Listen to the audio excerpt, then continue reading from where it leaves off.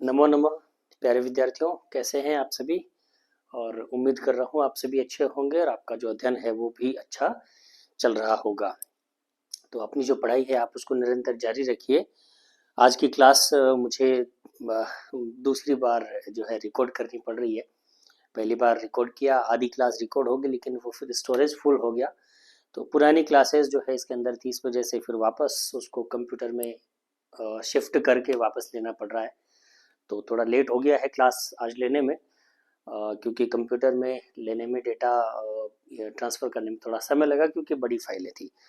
तो 8 अध्याय हम पढ़ चुके हैं और आज अपना नवा अध्याय हम पढ़ेंगे। और ऐसा मैं समझता हूँ कि शायद 8वां अध्याय आपको समझ में आ गए होंगे। नवा अध्याय आज सुक्तियाँ ये हम पढ़ने वाले हैं। तो निकालें आप अपनी बुक और नवे अध्याय की तरफ आज हम बढ़ते हैं। तो क्योंकि क्लास दूसरी बार रिकॉर्ड हो रही है तो अब वो जोश नहीं मिलेगा आपको, क्योंकि एनर्जी पिछली क्लास में वेस्ट हो गई। तो लेकिन खैर आपको आपका जो कार्य है वो जरूर पूरा होगा। तो देखिए, अपना जो नवा पाठ है, नवम जो पाठ है वो सुक्तयः, ये जो पाठ है ये तमिल भाषा का एक ग्रंथ है। तमिल भाषा का जो एक ग्रंथ है तिरुकुरल तिरुकुरल इससे लिया गया है। ठीक है, तिरुकुरल ये जो ग्रंथ है इससे इस पाठ इन इन सूक्तियों को जो है लिया गया है। और इसके जो लेखक है, आपके लेखक जो इसके हैं इस ग्रंथ के, वो है तिरुवल्लुवरः।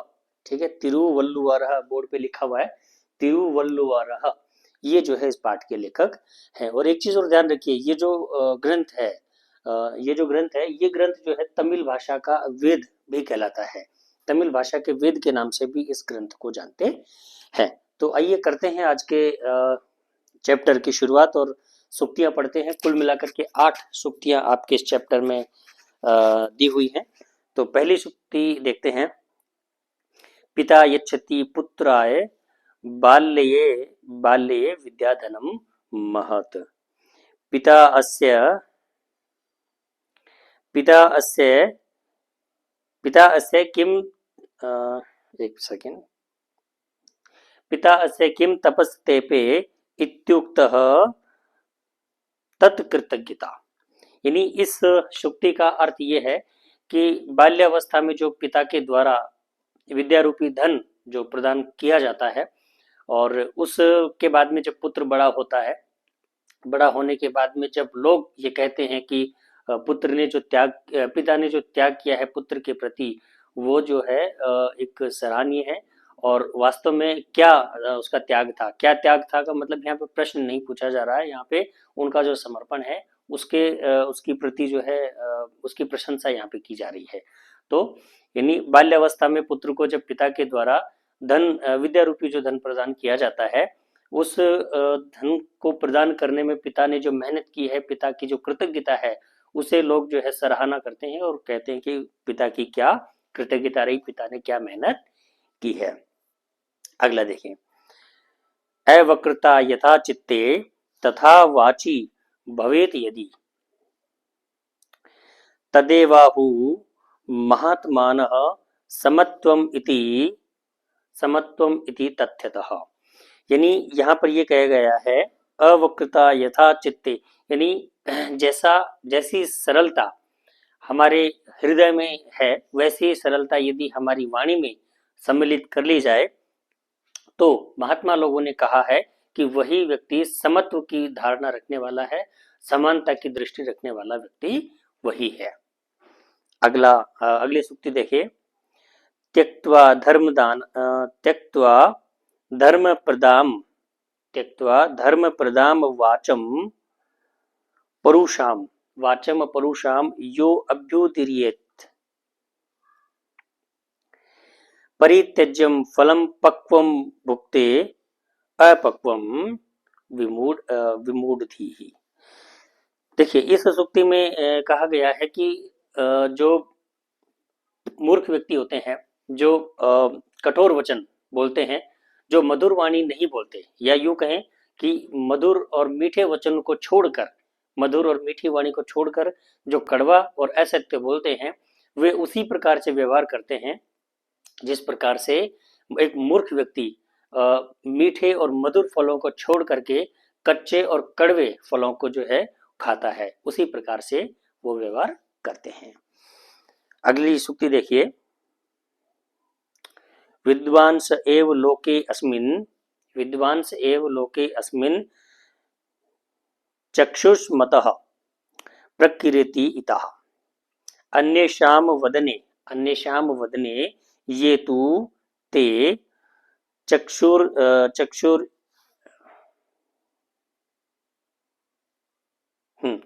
ते चक्षुर्नामनि मते।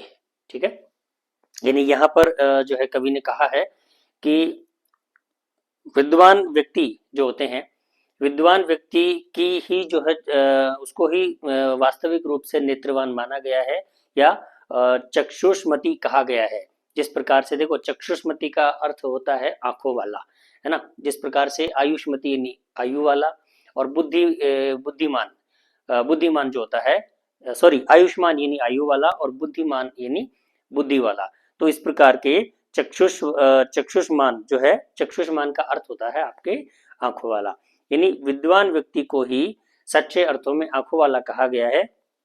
बाकी अन्य व्यक्तियों की जो आंखें हैं, भौतिक आंखें जो नजर आती हैं, वे केवल नाम मात्र की ही मानी गई है। अगली सूक्ति देखिए, यत प्रयुक्तम येन केनापि तस्य, यत प्रोक्तम येन केनापि तस्य तत्वार्थिनः कृतुम शक्यो भवेतेन स विवेक इति रीतः। यानी देखिए, यत प्रोक्तम येन केनापि, किसी के द्वारा जो भी कहा गया, है ना, किसी के द्वारा कुछ भी कहा गया, तस्य तत्वार्थ निर्णय, यानी उसका सत्य अथवा असत्य, है ना, या सही एवं गलत का निर्णय करने में जो सक्षम है वो ही विवेक कहलाता है ना। यानी किसी के द्वारा कोई भी बात कही गई तो वह सही है अथवा गलत है, उसका निर्णय करने वाला विवेक ही कहलाता है, अर्थात विवेक से ही उसका निर्णय किया जा सकता है। अगला है, वाक्पटुता धैर्यवान मंत्री, वाक्पटुता धैर्यवान मंत्री सभायाम अपि अकातरः सह केनापि प्रकारेण परैर न परिभूयते।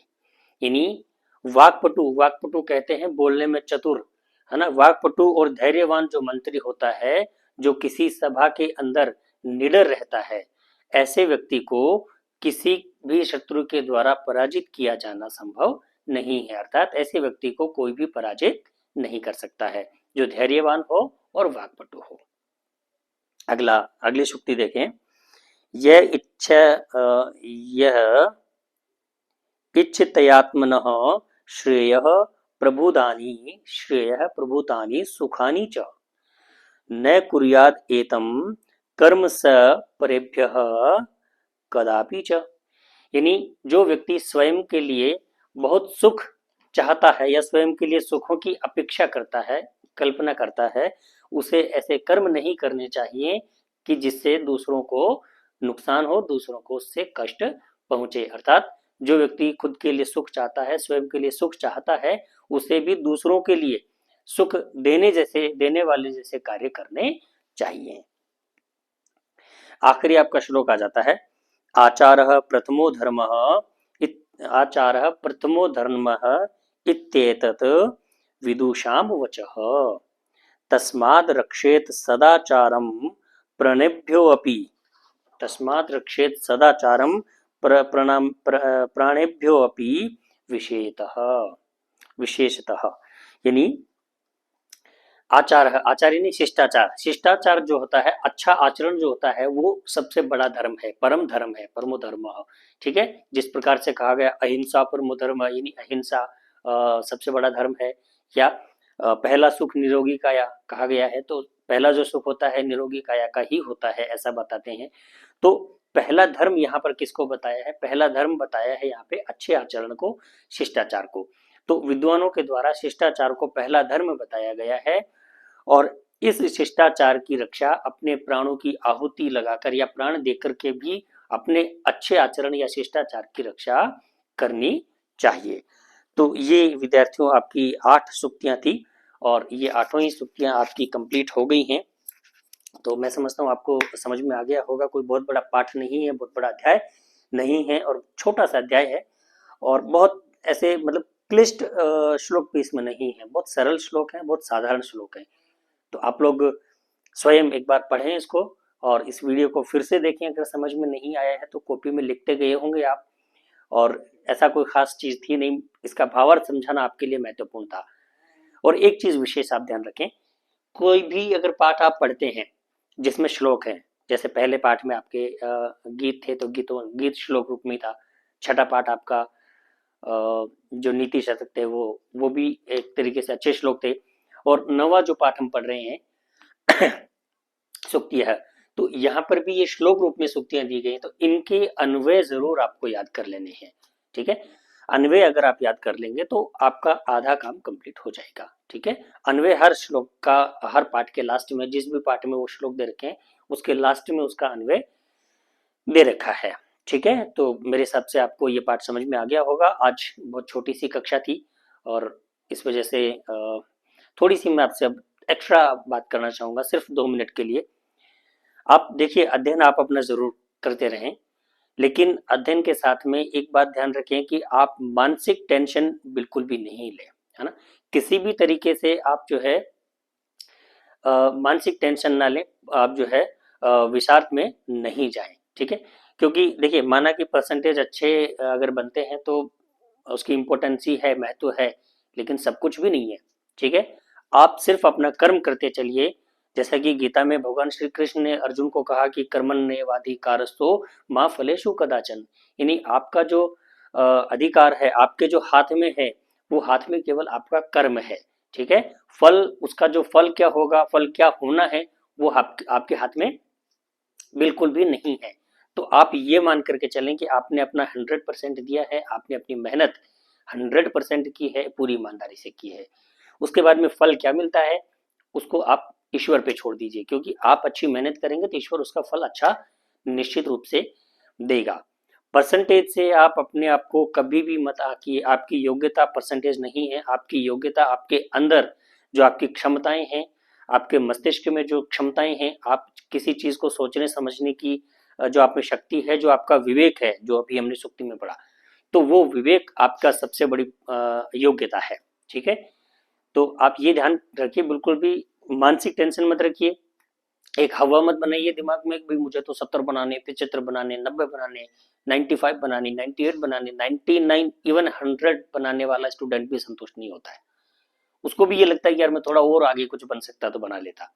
तो ऐसा एक प्रोपेगेंडा आप क्रिएट मत करिए अपने माइंड में। रिलैक्स होकर पढ़ाई करिए और रिलैक्स होकर जितना आप अध्ययन करेंगे उसका लगभग 100 नहीं बल्कि 200% आपको उसका आउटपुट मिलेगा। ठीक है, तो ऐसा नहीं कि जिसके परसेंटेज नहीं बनते वो व्यक्ति सक्सेस नहीं होते। कितनी ही कहानियां आप देख लें हमारे इतिहास में भरी पड़ी हैं जिनके प्रतिशत अच्छे नहीं थे। आपको एक छोटी सी स्टोरी सुनाता हूँ, हल्की सी, थोड़ा सा ध्यान से सुनिए। एक साउथ में मूवी आई थी जिसका नाम था मनोज आईपीएस, और उस बच्चे की कहानी ये थी कि वो बहुत गरीब परिवार से आता था, बहुत गरीब से गरीब तबका जिसको आप कह सकते हैं, जिसके पास पहनने के कपड़े की व्यवस्था भी नहीं हो, इस तरीके के परिवार से वो था। तो वो पढ़ने में कोई बहुत ज्यादा इंटेलिजेंट नहीं था। 10वीं के अंदर भी 1-2 बार फेल हो गया, नकल करके पास हुआ।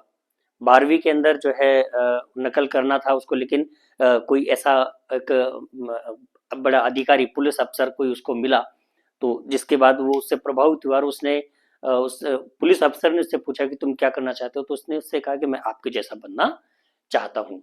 तो उन्होंने कहा कि आपको नकल छोड़नी पड़ेगी, आप नकल नहीं करें, आपकी अपनी योग्यता पर आप जो है आगे बढ़े तो जरूर सक्सेस हो सकते हैं।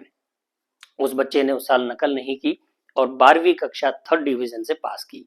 तो 3rd डिवीजन मान करके चले आप, 33% से लेकर के 42-43% तक बनते हैं, तो कोई बहुत ज्यादा इसके महत्व नहीं होता है आज के युग में। उस बच्चे ने 3rd डिवीजन पास होने के बाद में उम्मीद छोड़ दी कि भाई मैं आईपीएस नहीं बन पाऊंगा। उसने उसके बाद में जो है एक ऑटो खरीदा, जैसे तैसे कर्जा लेकर के ऑटो चलाने लगा।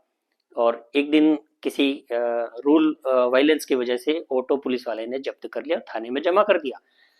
तो उसके बाद में वो एसडीएम के पास गए, एसडीएम साहब से बात करी, तो एसडीएम ने वहां जाकर के बात करी, तो उनका जो रुतबा देखा एसडीएम का, तो वो प्रभावित हुआ कि यार आदमी बनना है तो ऐसा बनना है कि लोग कम से कम आपसे प्रभावित, आपकी पर्सनैलिटी देख करके प्रभावित हो जाए। तो उसके बाद वो दिल्ली चला गया, दिल्ली जाकर के उसने एसएससी की तैयारी की।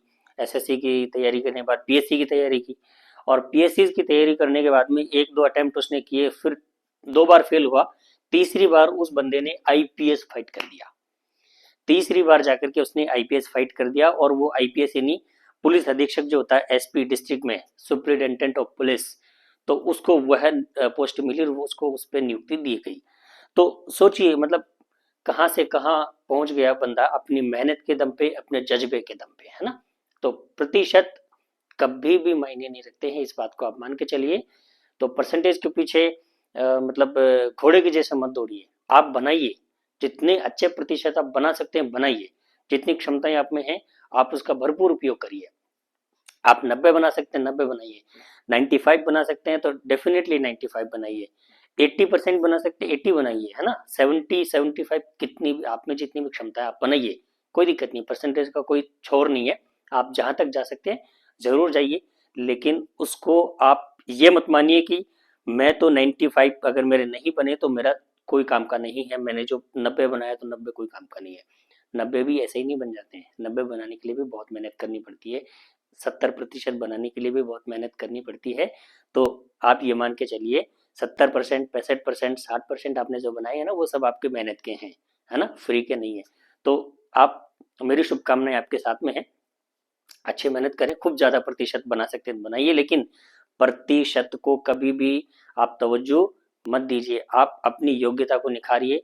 आप ये कोशिश करिए कि मैं जीवन में किस तरीके से सफल हो सकता हूँ, खुद के प्रति आप ईमानदार रहिए, सबसे बड़ी चीज है, ठीक है। तो ये एक छोटी सी क्लास थी, और मेरा मन था कि आपसे कुछ इस तरीके की कुछ आपको टिप्स दूं।